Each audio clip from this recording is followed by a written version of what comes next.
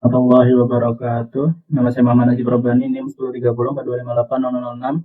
Di sini saya akan presentasikan terkait tugas besar pembelajaran mesin dengan judul prediksi engagement komentar YouTube menggunakan machine learning untuk mengidentifikasi karakteristik interaksi audiens. Nah, di sini saya akan menjelaskan terkait slide-nya terlebih dahulu. Lalu saya akan menjelaskan terkait kode IPND-nya gitu. Untuk pendahuluan, jadi engagement audience merupakan metrik krusial dalam mengukur kesuksesan konten YouTube. Nah, proyek ini itu bertujuan untuk membangun model machine learning yang dapat memprediksi tingkat engagement sebuah komentar diukur dari jumlah tiket berdasarkan teks komentar dan fitur meta lainnya. Nah, untuk alur utamanya itu seperti ini. Pertama itu ada dataset komentar YouTube itu dengan total jumlah 21.500.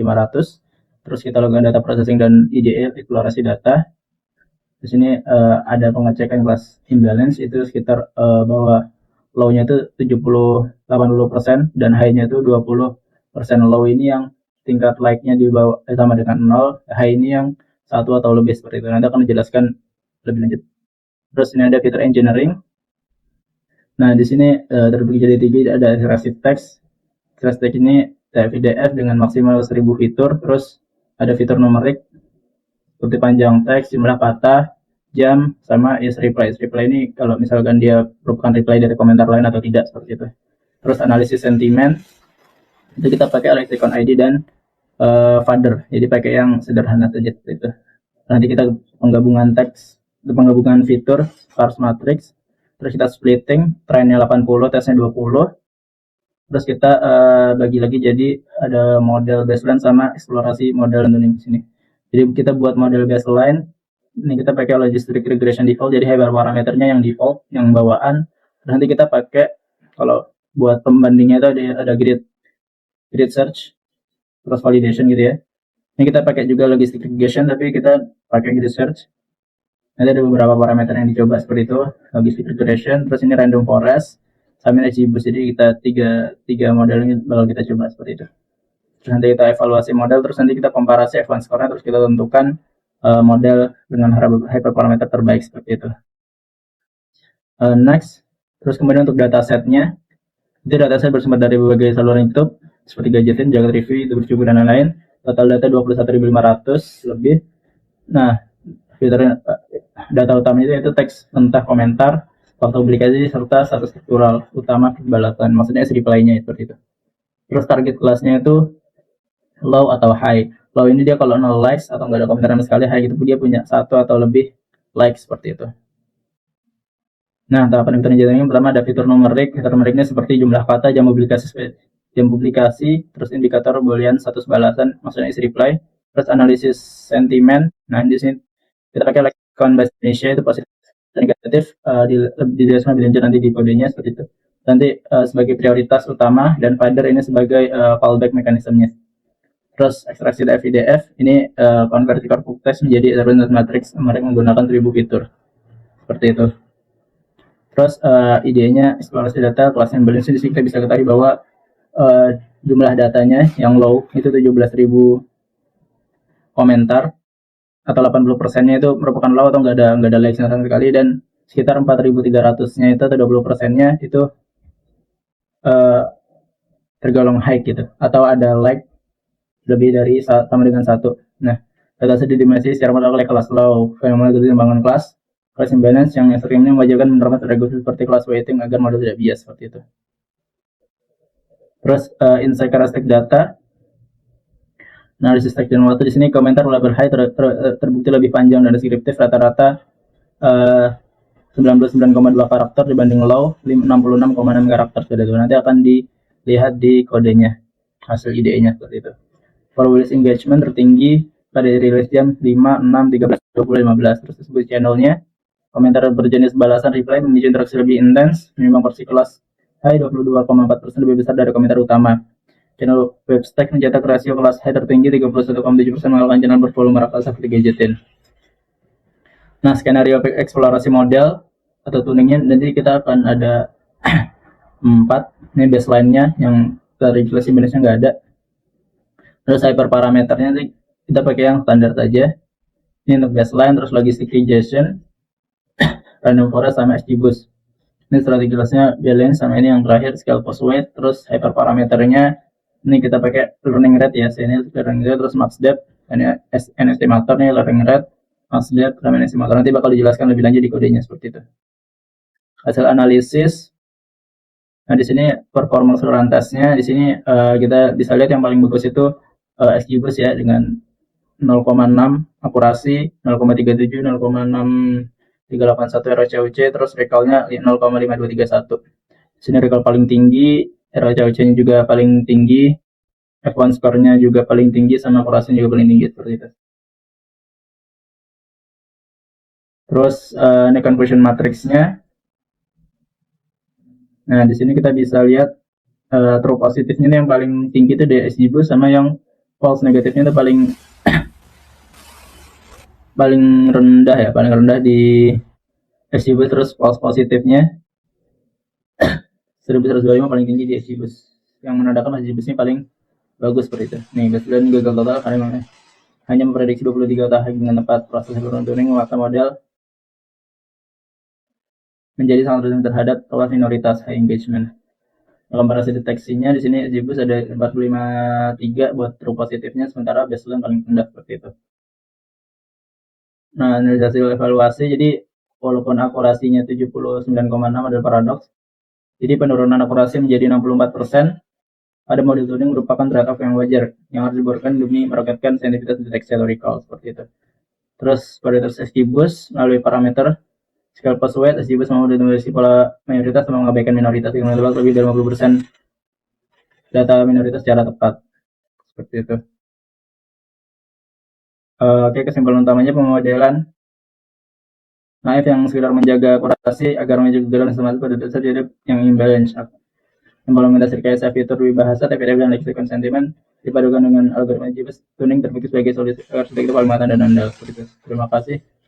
Ini untuk slide-nya. Berikut kita masuk ke kode IPNB-nya. Nah, di sini kodenya, di sini kita tahap pertama itu kita import dulu, nanti pakai SQLite buat nyimpan datanya. Ini ada commerce.db, terus nanti NumPy, Matplotlib, Libor, NLTK, XGBoost, sklearn. Kami di sini ada header buat sentiment analysis yang bahasa Inggris seperti itu. Nah, untuk data setnya itu seperti ini. Nah, ini dia berjumlah 21.500. Ini data setnya. Ini teks originalnya itu. Terus ini video-videonya, jadi video yang diambil itu ada 12. Nah, dari 12 video ini komentar-komentar diambil, di scraping, terus jadilah 21.500 data ini. Seperti itu. Ini latihan processing, tadi sama ngambil dari database commerce.db ini, seperti itu. Terus nih lihat videonya 12, komentarnya 21.500. 0 likes-nya 17.000, high-nya ada 14.329, rasionya itu 20%-an. Itu rasio high-nya. Terus IDE-nya ini hanya print-printan analisis. Ini untuk hasilnya. Nah, di sini kita bisa lihat jumlahnya itu 21.587, rata-ratanya 2. Ini like count-nya itu jumlah like-nya, rata-rata jumlah like-nya itu 2. Deviasinya 41 minimal maksimal, jadi yang paling tinggi ada 3.611 like seperti itu. Terus komentar dengan 0 likes itu ada 17.258, dengan lebih dari 0 likes itu 4.329. Kalimat tingginya itu ini. Terus statistik panjang teks, jadi ini per kata per karakter. Jadi yang buat yang kelas 0 like itu ada rata-ratanya 66 karakter, sementara yang high itu 99 karakter. Di sini berarti yang punya like itu jumlah rata-rata karakternya itu lebih tinggi gitu. Seperti itu. Terus ada video yang paling tinggi gadgetin. Itu komentarnya seperti itu. Terus sebaran target. Terus ini ada analisis waktu publikasi. Jadi top 5 jamnya itu ada jam 5, 6, 13, 20, 15. Analisis reply, jadi komentar yang reply-nya itu ada 8 ribuan, komentar utama yang bukan reply itu ada 12.715. Terus ketiga fitur engineering, di sini kita pakai sentiment Density analyzer ini diambil dari scalar. Yang ketiga sentimen. Pakai sentimen analisis biasa yang diambil datanya dari positif data ASP. Ini word cloud buat data-data yang positif diambil dari GitHub seperti itu. Ini yang positif, ini yang negatif outputnya, terus dibuat sentimen analisis seperti itu. Ini sentimen research-nya 21.000, data trainnya itu sekitar 17.000, tesnya itu 4.300 seperti itu. Dan dari sentimen terus nanti dibuat model type index-nya. Nanti bakal di save modelnya di akhir seperti itu. Ini untuk modelnya di sini ada tvdf.pkl, nanti bakal di save di akhir. Untuk yang deadline modelnya terus kita pakai logistic integration. Itu parameternya itu default atau enggak ada parameter itu, parameternya udah dimasukin seperti itu. Dan kita bisa lihat akurasinya 0,79, advance sekarang cuma 0,04, dan AOC cuma 0,60 seperti itu. Terus ini untuk baseline modelnya logistic regression. Terus ini kita logistic regression juga tapi pakai grid search cross validation gitu. Jadi cari hyperparameter terbaiknya. Di sini kita coba untuk learning rate-nya yaitu 0,01, 0,11 sama 10. Kita masukkan dengan class weight-nya balance. Di sini kita bisa temukan bahwa base paramnya itu 0,1 sama akurasi atasnya 0,64, advance sekarang 0,36, AOC-nya 0,22. Terus kemudian itu random forest. Nah, random forest juga sama, kita cari pakai research cross validation. Untuk hyperparameter ada dua, ya estimator sama max depth. Di sini ada 50 sama 100 untuk estimator, sama max depth-nya itu 5, 10 sama non. Nah, di sini temukan bahwa base parameternya itu ada max depth-nya 5 dan estimatornya 50. Dengan akurasi tesnya 0,6649, F1-nya 0,3467, AOC-nya 0,099099 seperti itu. Terus kemudian XGBoost. Nah, XGBoost juga sama, kita pakai research cross validation dengan hyperparameter ada 3, yaitu learning rate, ada estimator sama max 0,01 sama 0,1 untuk learning rate, estimatornya 50 sama 100, max depth-nya itu 3 sama 6. Ditemukan base parameternya itu learning rate-nya 0,1, max depth 3, estimator 100, dengan akurasi tes 0,6438, F1 0,37, AOC 0,6381 seperti itu. Terus kemudian evaluasi dan perbandingan, di sini hanya ngeprint precision F1 recall-nya saja seperti itu. Di sini kita bisa lihat hasilnya. Di sini, nah ini untuk ringkasannya. Jadi yang model yang paling bagus adalah grid search dengan F1 sekarang 0,37. Kita bisa lihat di sini yang paling tinggi F1 itu di grid search gitu ya. Walaupun di akurasinya yang paling tinggi itu ada di baseline-nya seperti itu. AOC-nya juga yang paling tinggi adalah XGBoost seperti itu. XGB grid search yang paling tinggi seperti itu. Jadi model terbaiknya itu adalah XGBoost seperti itu. Ini untuk detail akurasinya F1 high, RC high, F1 low, PR low seperti itu. Terus ini classification-nya untuk detail evaluasinya seperti itu. Terus ini kita bisa set modelnya tadi ya, yang TVDF kita save, terus yang model XGB-nya karena dari adalah model terbaik juga kita save seperti itu. Ini di save. Nah, terus kemudian kita bisa terus kemudian untuk UI-nya di sini saya pakai HTML dengan di serving pakai library Battle. Nah, di sini kita pakai HTML buat nampilin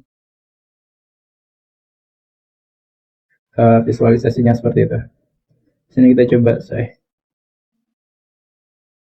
Python 3 detail.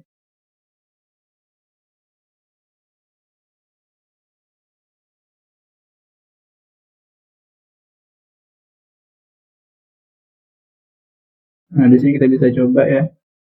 Misal